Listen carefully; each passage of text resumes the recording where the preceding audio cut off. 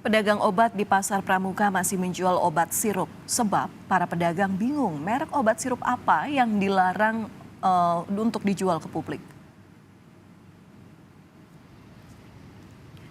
Penghentian penggunaan obat sirup anak juga tidak dijelaskan sampai kapan. Sementara obat-obatan penjual beli putus dari produsen. Pedagang ingin pemerintah menjelaskan detail merek obat sirup yang dilarang dan meminta produsen untuk menghentikan peredaran obat tersebut.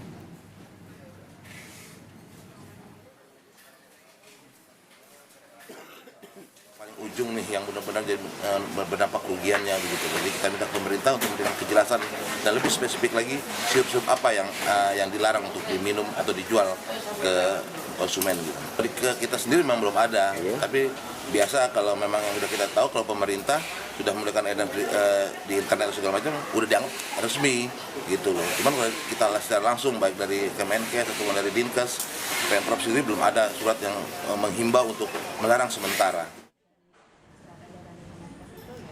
Pemberian resep dan penggunaan obat sirup di Kabupaten Bekasi, Jawa Barat mulai dihentikan berdasarkan surat edaran Dinas Kesehatan setempat. Langkah ini dilakukan sebagai upaya mencegah bertambahnya kasus gagal ginjal akut pada balita dan anak-anak.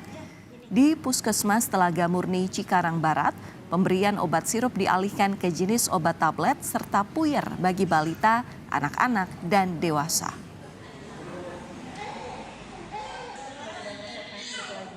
Kita sudah tidak pernah lagi meresepkan obat-obat sirup.